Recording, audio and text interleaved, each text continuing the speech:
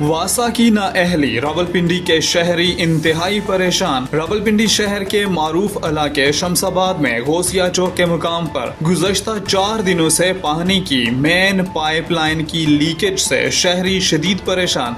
वासा की नाअहली ने शहरियों का लाखों का नुकसान कर दिया। शहरियों का कहना है कि वासा के नए एमडी के आने के बावजूद शहर भर में मसाइल जूं के तू हैं। शहरियों ने वज़ीर-ए-आला पंजाब और दीगर मुतलका हुकाम से नोटिस लेने का मुतालबा किया है। रिपोर्ट के मुताबिक 15 मई 2026 को शमसाबाद में गौसिया चौक के मुकाम पर पानी सप्लाई की बड़ी मेन लाइन लीक हो गई, जिससे इलाके में लोगों के घरों के अंदर पानी दाखिल हो गया और कीमती सामान पानी में डूबकर खराब हो गया। खवातीन और बच्चे बड़ी मुश्किल में फंसे रहे। वासा के जिम्मेदारान को बार बार राब्ता किया गया, लेकिन वासा की सुस्ती और नाअहली ने लोगों के घरों का सामान तबाह कर दिया।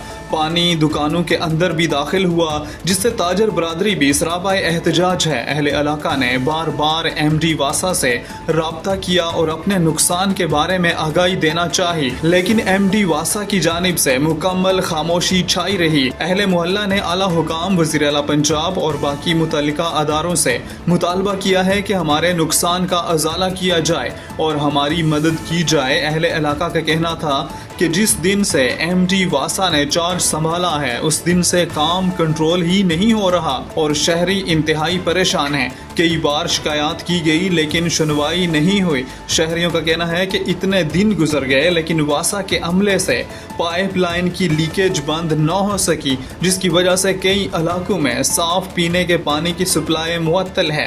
शहरी साफ पानी दीगर इलाकों से लाने पर मजबूर हैं।